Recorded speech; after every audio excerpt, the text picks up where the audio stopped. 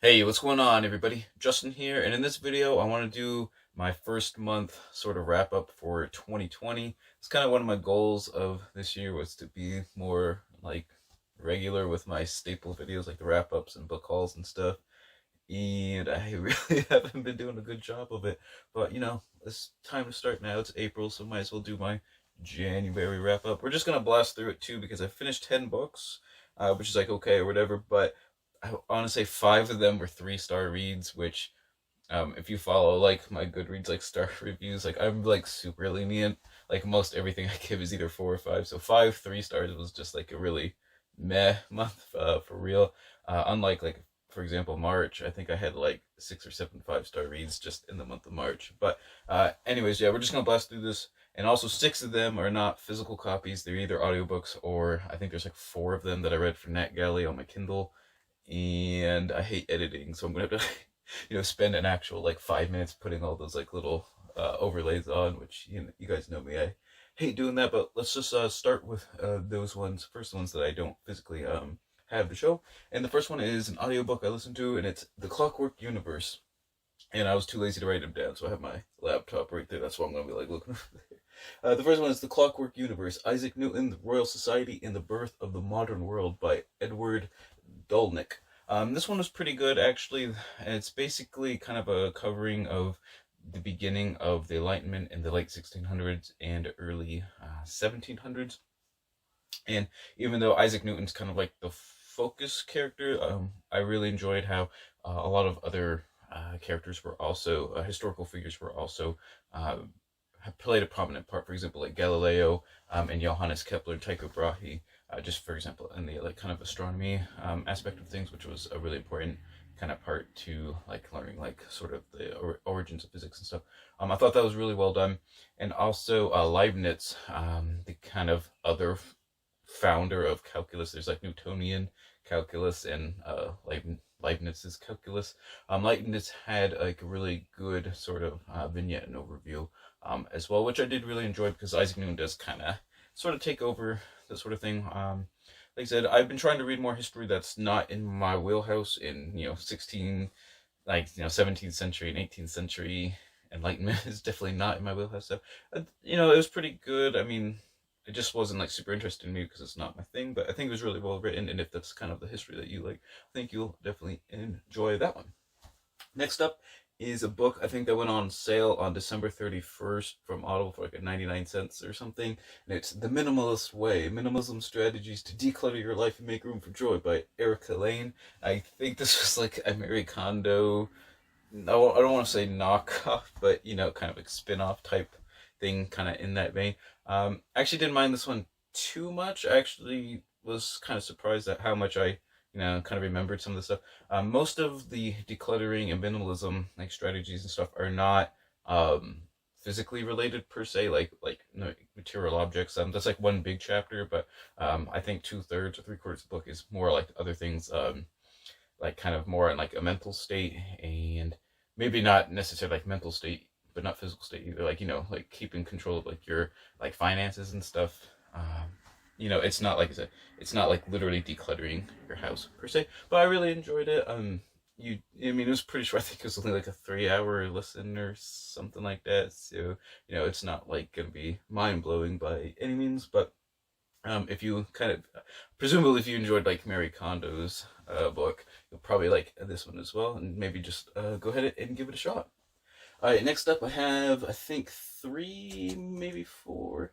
Oh no, okay, one more audiobook that was not for NetGalley, and it's Peak Performance: Elevate Your Game, Avoid Burnout, and Thrive with the New Science of Success by Brad Stulberg. And I think I picked this one up on Scribd just because I was like, I said I would try some self-help books in 2020 just to, see what they're all about, considering they're like one of the best-selling genres of books out there. I've never really read self-help books like ever. But this one sounded kind of interesting. I'm like, it's already on Scribd, I'll just try it. And it was just boring as F, to be honest. Like, it's the same sort of mantras of like, this is how you succeed and blah blah blah. There was some more science to it behind it.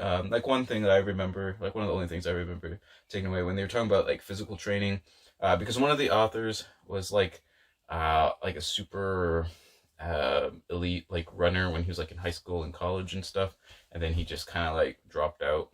He almost like qualified for the Olympics or whatever or something like that. And then the other one was like a youngish like 20 something year old prodigy. Like he worked on like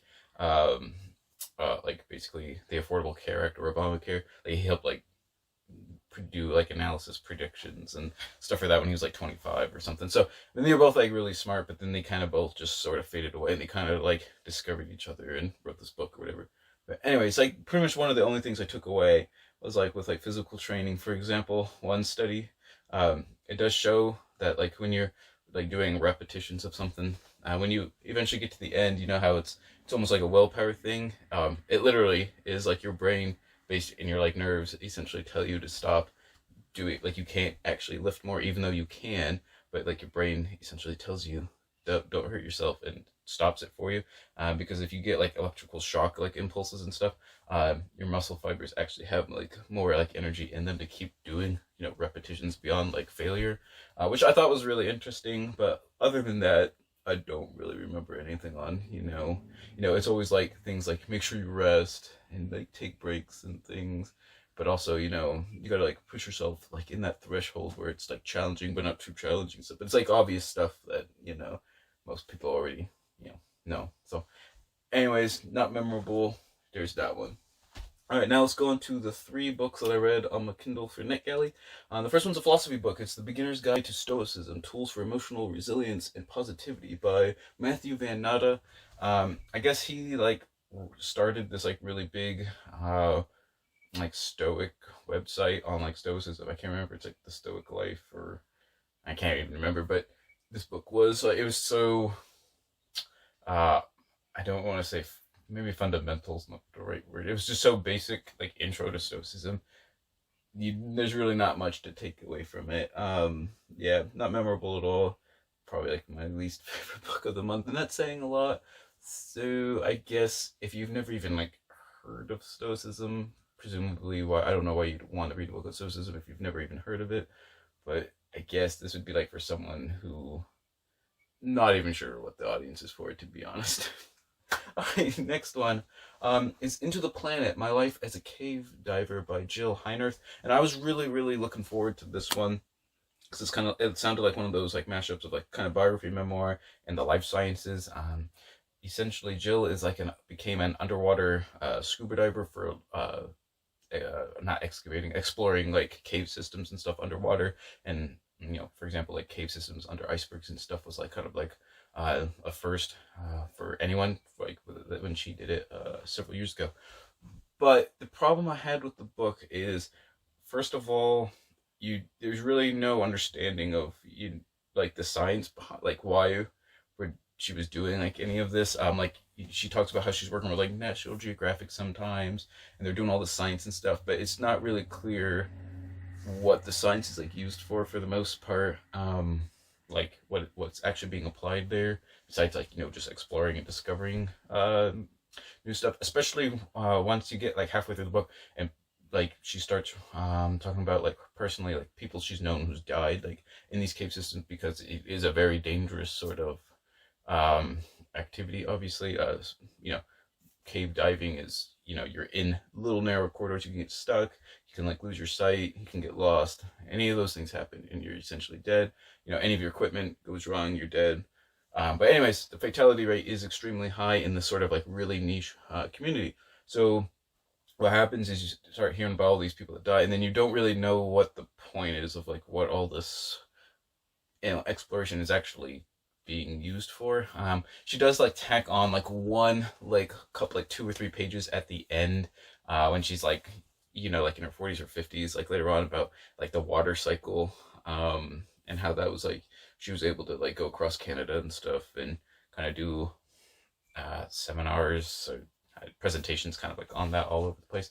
But other than that, I felt like she like the editors were like, yeah, you need to like add something on why this is like applicable and like useful to like people. And I think it's kind of like thrown in at the end there. That's kind of really what it felt like. So like I said, people are like dying all the time, and it's sort of a lot of like chest pounding, like oh, this is like I'm badass because I can do like all this underwater cave diving and that sort of stuff. And I'm like one of the first females that can really do it and this and that. But in general, I've not really been doing really well with the underwater stuff.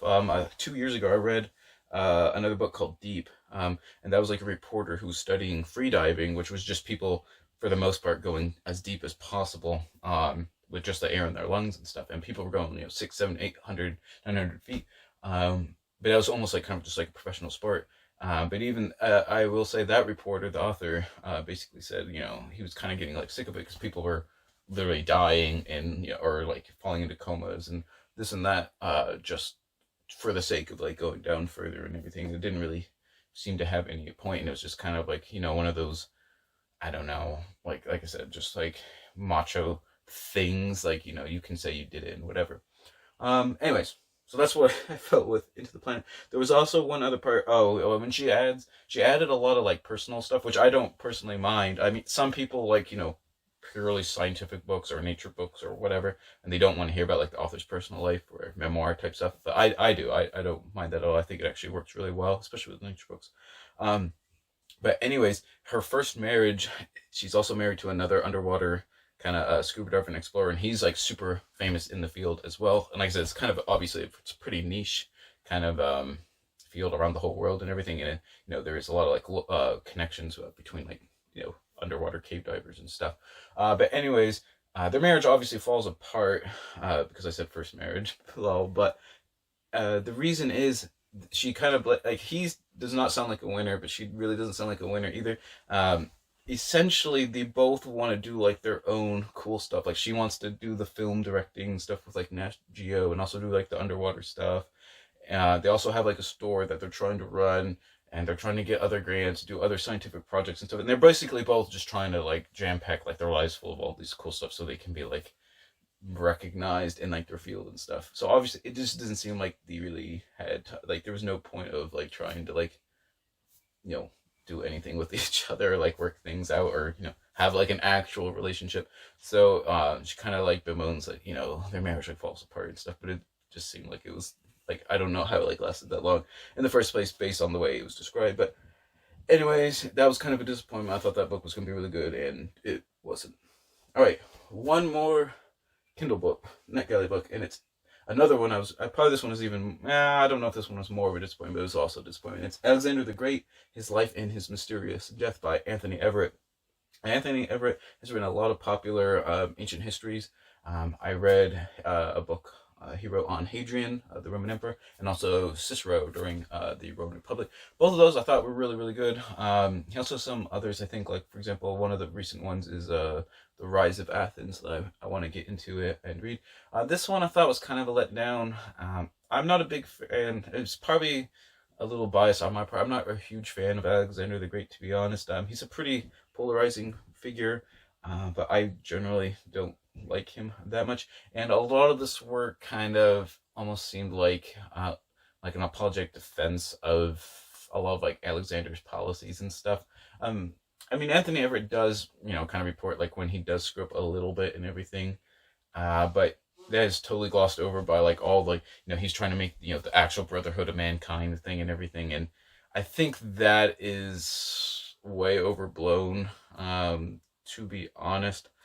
For example, like the Gedrosian Desert incident, which is when he marched his army from India through the Gedrosian Desert back to like Mesopotamia and stuff. He lost more men on that march than he did in like all his like battles put together, essentially.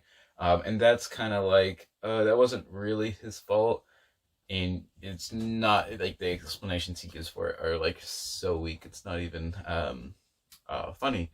So like I said, he kind of lets Alexander slide with like a lot of his stuff, and I don't know. I don't know. It was just kind of a middle of the road book, to be honest. Anyways, so there you guys have. Those were the 6 books that I don't actually have. So hopefully I get around to editing those things in. So now let's go on to the ones I do have. I got 3 fantasy books and 1 nature book. So we'll start with the nature book. And this was also another disappointment. So you can tell that was kind of like the theme of January. It was just reading kind of really middle of the road meh books. It's the Tyrannosaur Chronicles: The Biology of the Tyrant Dinosaurs by David Hone. And I've read I have a couple other like dinosaur books and stuff. Another one I really enjoyed was The Rise and Fall of the Dinosaurs by Stephen Bursati. I read The Dinosaur Artist not too long ago, which was kind of like the black market of Mongolian dinosaur fossils and stuff. And I was like really looking forward to this one just because I had like an urge for like dinosaur books for some reason. But the author really made Tyrannosaurs boring, and I just think that's a fail. If you make Tyrannosaurs and Tyrannosaurus Rex like boring, it's just like no, it just makes me kind of sad. Basically, once you start getting into like a whole chapter and big sections on cladistics, it's just, it kind of just goes, yeah, like no, I just can't imagine that many people really caring. If you don't know cladistics, it's like when it's kind of like the process of kind of grouping species together, or not, maybe not together, kind of like organizing them when you see them like on the the tree of life, when you have like the different branches and stuff. It's sort of like organizing them into clades based on like similar characteristics and stuff. But anyways, like I said, once you get to that point, I think you start, even if you understand it, like you don't really lose people, but like no one cares unless you're already like in the field. I have a feeling like it's just not to mention we had to learn about the different, like I can't even remember off the top of my head now, the difference between the tyrannosaurs, the tyrannosaurids, the tenosauroids, and the tyrannosaurines.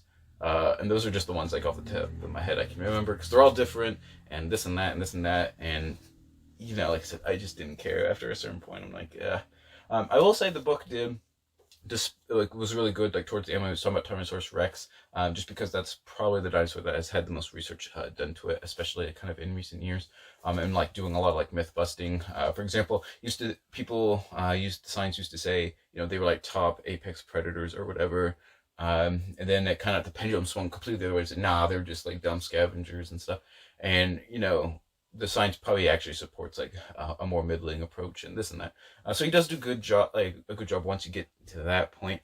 But yeah, it's kind of a slog. The first like third of the book is like a real like tough slog. I'm not even sure who the book is for, because like I said, the first third to half of the book is like super boring science heavy. Like I just feel like a lot of people are just reading it for like the Tyrannosaur stuff. Really, it's just like, it might not go over your head, but it's just like boring and like no one cares. But it's not, this book isn't like enough for like an actual professional. They're already gonna know like everything in here per se.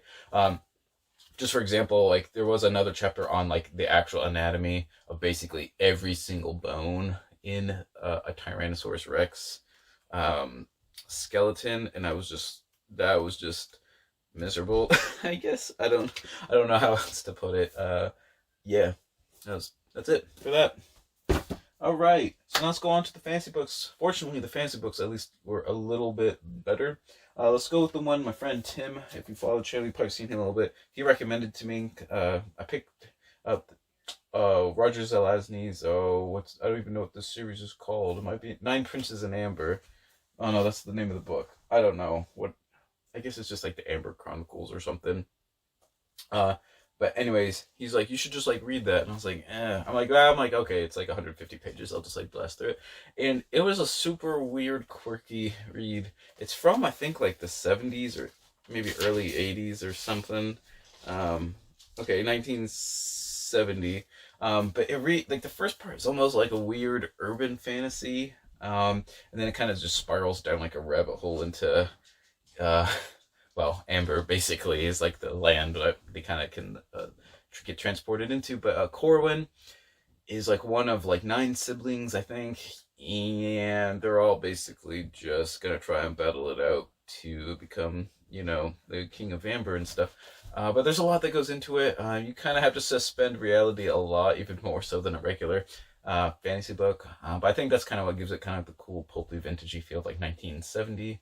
But I just, like I said, I thought it was kind of interesting because it starts off as like sort of urban fantasy because it takes place kind of in the real world, and then you have to go into the world of Amber. So I don't know, I really enjoyed it just because it was so different. I don't even know how else to explain it. You just gotta like read it for yourself. And like I said, it's just a fun short read. This one's only 170 pages, but it's pretty small. So I don't know, I'm definitely going on to the next one, which has like one of the coolest like titles ever. It's like the Guns of Avalon or something. So looking forward to that one at least. All right, I did finish a Horus Heresy book, and this one was A Thousand Suns, All Is Dust by Graham McNeil. And I really enjoyed this one. I think I gave this one 5 stars. This one follows the Thousand Suns Legion under Magnus the Red. Magnus is like the Primarch who is like a legit sorcerer and stuff. He's probably like the most magical sorceress type of the Primarchs and everything. And like one of the big events of this book is the Council of Nicaea, which is kind of like reminiscent of like the real Council of Nicaea, like with like Christian theology and stuff in like the 300s under with Constantine and stuff. But anyways, the Emperor essentially declares psychers and like certain magic is like should not be allowed, and that's like the big focal point of like the Thousand Suns like Legion. So it's like really awkward, and obviously once like that keeps continuing on, the Space Wolves are basically sent to punish them, and then you have like the battle for Prospero and everything, the home world of the Thousand Suns. But I thought it was really cool. I kind of like the whole sort of, Magnus is trying his best to be like a good guy, and he's doing like good things and stuff, but he's using it the bad methods or whatever. So he's essentially bad, but he obviously no one even like really views him that way at this point. So yeah, anyways, like I said, really fun. If you read the Horus Heresy stuff or you're into Warhammer, definitely check out A Thousand Suns by Graham McNeil. And lastly, I know this turned into like a really long video. I have a feeling, I think it did.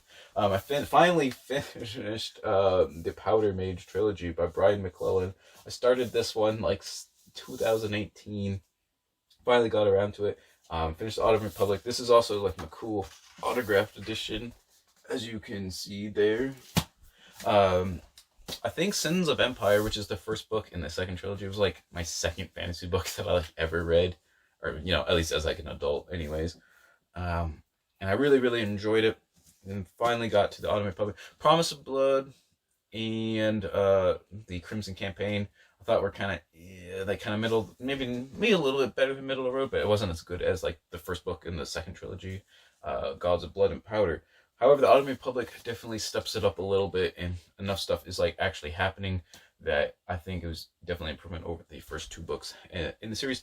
The magic system is really cool in this one for people who enjoy that stuff. You have powder mages who can use like black powder to like amplify like their like physical prowess, but also be able to kind of like redirect bullets, things like that around corners and do things like that. You also have privilege, who are basically like sorcerers who can cast magical like stuff like fire and whatever. Then there's also knack, just have like kind of like weird like I don't want to say weird like kind of one-off abilities, like not having to sleep or have like eidetic memories, things like that. But like I said, I think this one actually works out pretty good. I think the ending is a little rushed per se, but at least it's exciting. Lots of stuff is actually happening. The pacing is a lot better in this one, I feel, than the first 2, and I think it definitely helps save the other 2 books in the series for sure. So if that sounds interesting to you, I definitely encourage you to pick up the first book, Promise of Blood. All right, there you have it. Those were the 10 books that I read in the month of January of 2020. Not the greatest month I had, for sure. Just like I said, a lot of middle-of-the-road books. If you can remember what you read in the month of January, tell me what your least favorite book was this time instead of your favorite book, just because I had so many, meh books. I want to hear what everyone else thought was just, like a whatever book that you didn't really care for. So thank you all for watching. Don't forget to like and subscribe if you haven't already. Check out my Twitter, Instagram, all that cool stuff. Hopefully I'll have my Etsy shop up pretty soon-ish, maybe. And I'll definitely let you guys know that when that happens. And always remember, whatever you're reading, whether it's meh or not, read victoriously.